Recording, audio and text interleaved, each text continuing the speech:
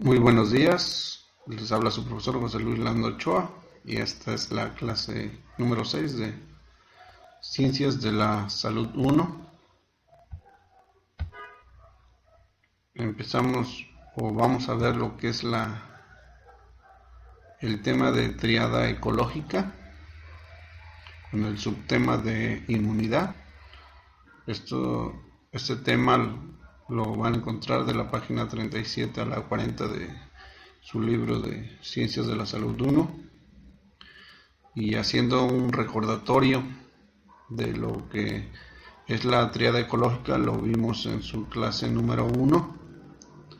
Si se acuerdan, estaba un triangulito donde interactuaban el agente causal, el huésped y el medio ambiente. Existía, si se acuerdan, en el cuadrito de Level y Clark, en la historia natural de la enfermedad, que había una puerta de entrada.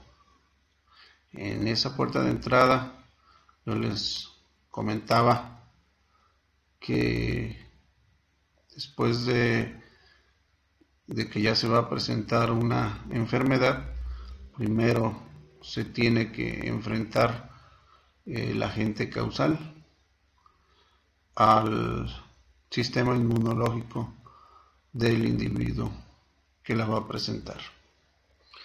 Para poder comprender por qué se desarrolla una enfermedad, debemos ubicar el hecho de que el ser humano, el cual denominaremos huésped, vive y se desarrolla en un medio ambiente de aire, suelo, agua, temperatura, presión atmosférica, clima. Ejecuta sus labores en un entorno en que existen múltiples factores de riesgo que influyen en su existencia. Asimismo, tienen relación con otros organismos, sean estos macroscópicos o microscópicos, los cuales junto con su entorno se le va a denominar el agente causal. A la interrelación que guardan estos tres factores, huésped, medio ambiente, agente causal, se le denomina triada ecológica o triada epidemiológica. Dicha interrelación es constante y debe mantenerse siempre en equilibrio para que el estado de salud se presente. En este caso, como se los había yo dicho, en la puerta de entrada se van a enfrentar estos dos factores, inmunidad y el agente causal. Así que antes debemos de definir qué es inmunidad. Inmunidad es el estado de resistencia desde el punto de vista epidemiológico y biológico. Existen varios tipos de inmunidad. Existe la inmunidad natural y genética. Esta puede ser de especie o raza. Actúa una memoria de tipo celular, la cual especifica para un grupo de individuos. Es una resistencia a alguna enfermedad, en especial misma que no existe en otras razas. Por ejemplo, los mexicas no tenían protección contra el virus de la viruela que trajeron los españoles. A estos últimos no les afectaba en gran medida, en cambio la mortandad en Tenochtitlan fue muy elevada. Tuvieron que pasar varios siglos para que nuestra raza creara su propio medio de defensa inmunológico contra la viruela. La siguiente sería la inmunidad innata. Esta es la resistencia a determinados gérmenes. Aunque estos hayan invadido sus tejidos, la persona nace con ella, no es adquirida. Por ejemplo, la resistencia a la tuberculosis con la que ya nacemos. Después viene la inmunidad latente.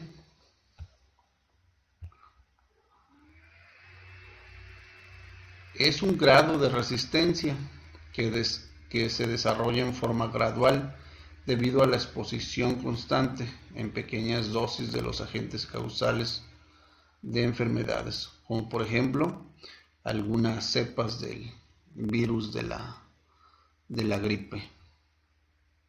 Y después la que está un poquito más extensa, lo que es la inmunidad adquirida. Y aquí se los pongo en cuadros rojos. ¿Qué es la inmunidad adquirida? Es la resistencia obtenida como resultado de una exposición previa a un agente causal específico. Se puede adquirir ya sea de forma activa o de forma pasiva.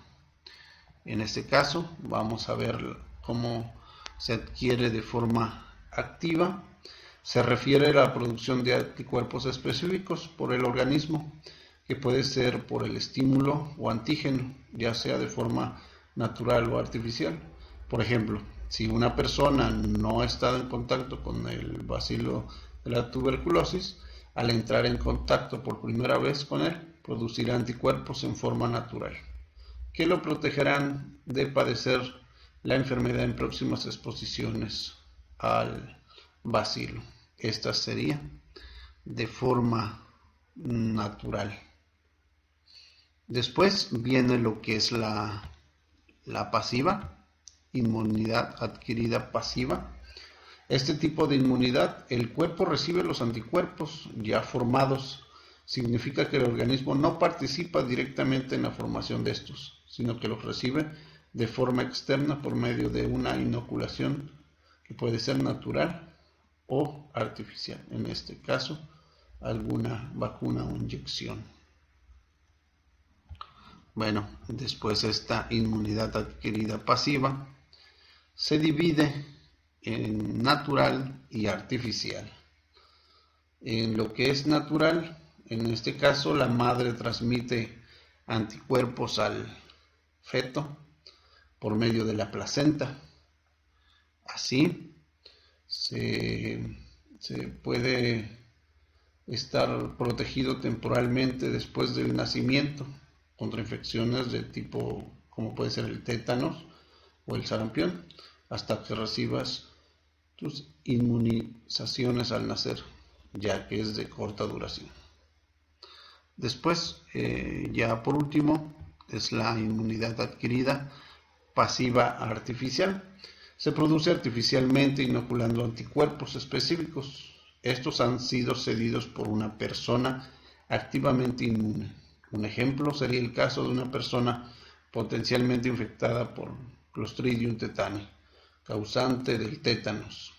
Esto es por haber sufrido una herida con material contaminado, un clavo o en una cerca que esté oxidado, un cuchillo también que haya sido, que tenga óxido y esté contaminado con Clostridium tetani.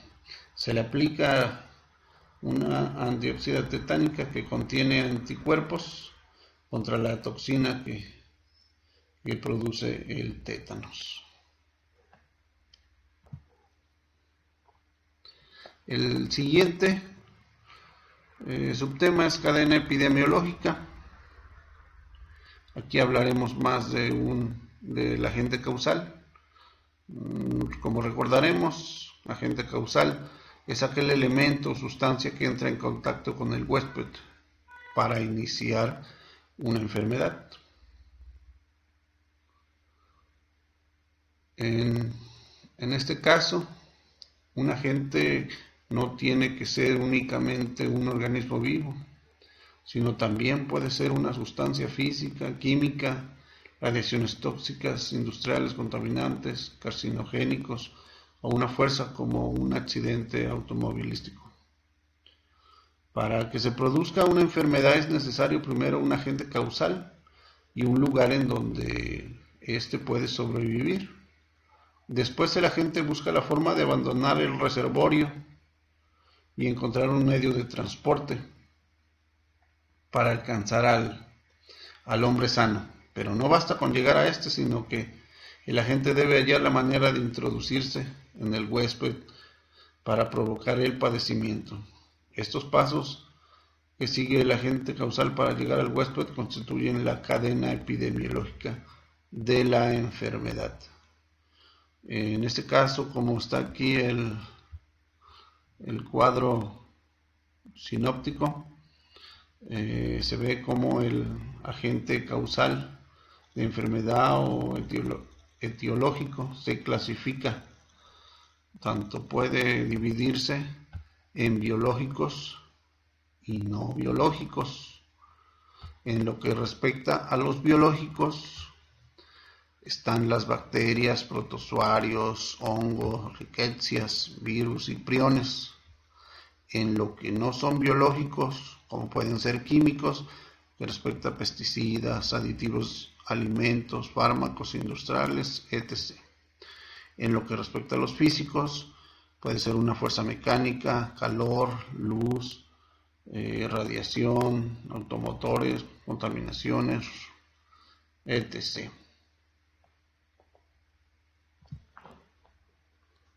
Ahora, vamos con el de reservorio o fuente del agente causal, como otro subtemita. En este caso se denomina reservorio a hombres, animales, plantas, suelo, donde el agente causal vive y se reproduce, pudiendo ser transmitido a un ser susceptible.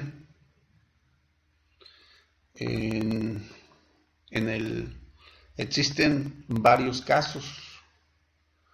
El caso clínico es cuando un enfermo que funciona como reservorio, ya que se aloja un agente patógeno causante de su padecimiento, presenta signos y síntomas detectables de enfermedad, por lo que es fácilmente reconocible y representa un menor peligro epidemiológico, pues se encuentra aislado en hospitales y en su hogar. Es fácil de controlar para no transmitir el agente a personas sanas.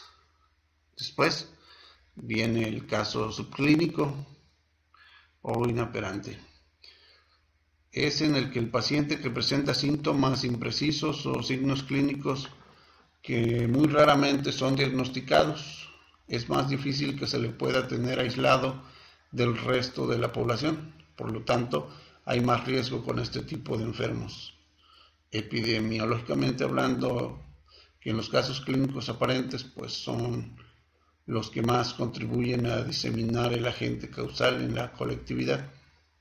Este grupo incluye casos abortivos, que después de un determinado tiempo eliminan el agente causal que portan, y ambulatorios, que continúan con el agente, lo cual les permite realizar sus tareas diarias de manera normal. Después va a venir lo que es el portador. Como definición, es la persona o el animal que alberga un agente infeccioso específico, sin presentar síntomas clínicos de enfermedad, y que puede ser reservorio y fuente de infección para otras personas o animales. Así también, se puede clasificar tanto en sanos, portadores en periodo de incubación y portadores convalecientes. Cada uno de ellos puede ser temporal o crónico, según el tiempo que alberguen el agente causal.